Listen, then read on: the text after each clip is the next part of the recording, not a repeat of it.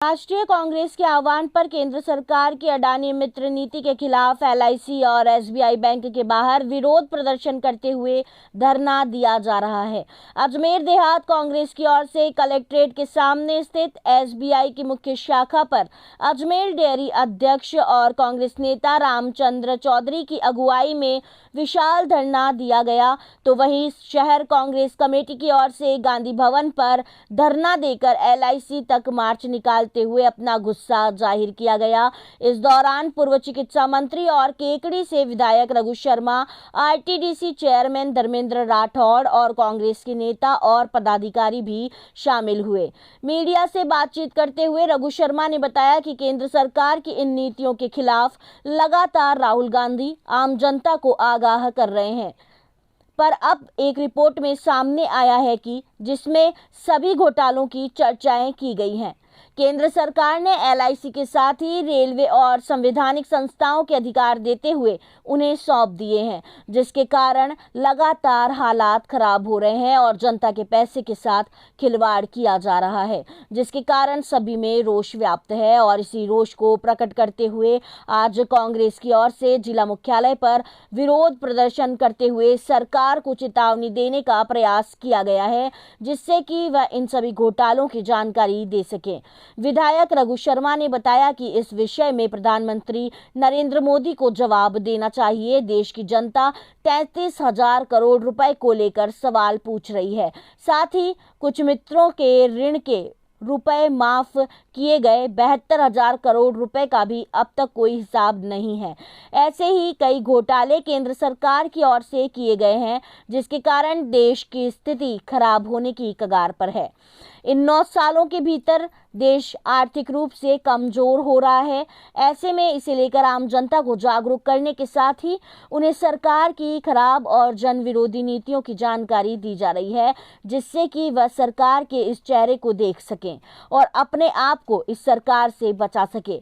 RTDC chairman Dharmendra Rathore ने कहा कि अडानी के इस घोटाले को लेकर जांच की जानी चाहिए और इसे लेकर तमाम जिला मुख्यालय पर विरोध प्रदर्शन किया जा रहा है। इसे लेकर देश के प्रधानमंत्री को जवाब देना चाहिए। जनता उनसे इस घोटाले को लेकर सवाल पूछ रही है। वहीं उन्होंने कहा कि देश में 2 उद्योगपति ही सरकार चला रहे हैं। यह जानकारी राहुल गांधी लंबे समय से दे रहे हैं, लेकिन सरकार इस पर कोई ध्यान नहीं दे रही थी और अब जनता के सामने सब साफ हो गया है।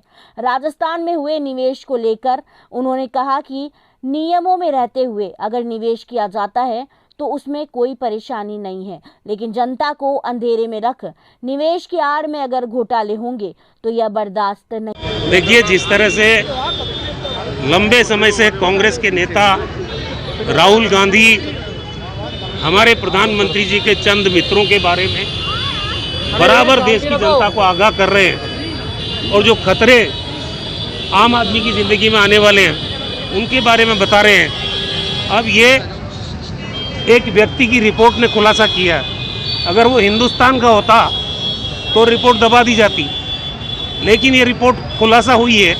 उसमें आज लाखों लोगों का निवेश एलआईसी में है, लाखों लोगों की पूंजी एसबीआई में जमा है।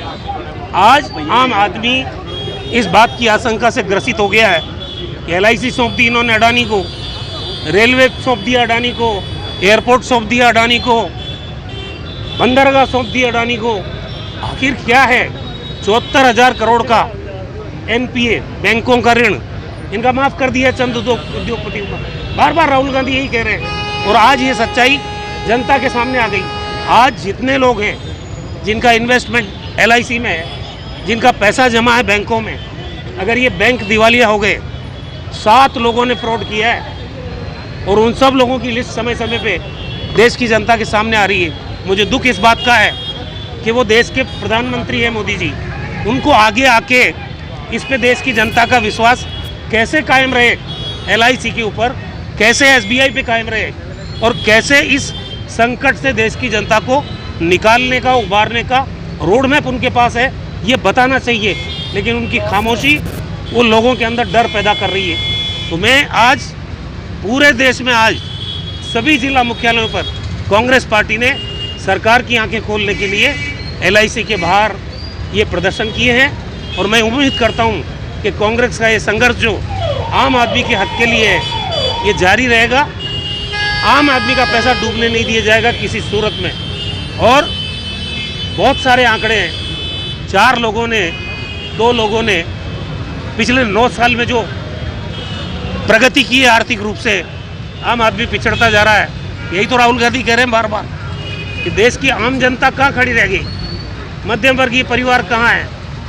7-8% लोग हैं टोटल, 60% से ज़्यादा देश की अर्थव्यवस्था पे उनका कब्जा है।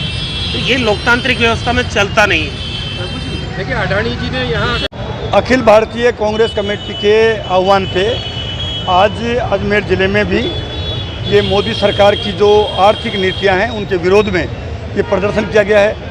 अडानी घोटाले का पर्दाफाश होना चाहिए। हमारे महबूब नेता राहुल गांधी जी वो हमेशा ये बात कहते रहे और उठाते रहे, पार्लियामेंट के अंदर, सड़क के ऊपर भी, अभी भारत जोड़ो यात्रा में भी उन्होंने कही है कि ये सरकार 2 ही व्यक्ति चला रहे हैं और 2 व्यक्तियों के लिए सरकार चल रही है। तो उनकी बात को उस वक्त मोदी जी की सरकार ने गंभीरता से नहीं लिया। अब वो बातें सब साबित हो गई हैं। हिडनबर्ग की जो रिपोर्ट आई है उन्होंने पूरी तरह से मोदी सरकार का चाल, चेहरा और चरित्र एक्सपोज कर दिया है।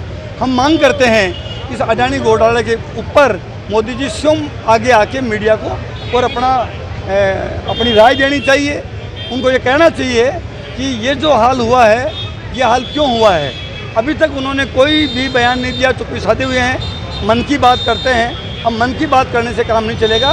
देश सच्चाई जानना चाहता है, इसलिए देश को सच्चाई बतानी पड़ेगी। देखिए, अडानी जी ने बड़ा इन्वेस्ट वैसे ही रहेगा। देखिए, अगर कोई भी उद्योगपति, कोई भी व्यापारी नियमों में, कायदे में, कानून में काम करता है उसको हम वेलकम करते हैं। राजस्थान सरकार को भी करती है, सभी सरकार करनी चाहिए। लेकिन अगर कहीं अनुचित लाभ पहुंचाया जाता है, वो कितना ही बड़ा आदमी हो और कितना ही छोटा आदमी हो, उसमें उसको बख्शा नहीं जाना चाहिए और अनुचित लाभ पहुँचाना भी नहीं चाहिए। हमारी सरकार प्रदेश में अशोक गहलोत जी के नेतृत्व में 4 साल से ज़्यादा काम कर रही है। हर वर्ग को उन्होंने प्रमोट किया है, उद्योगों के लिए भी फ्रेंडली एटमॉस्फेयर दिया है।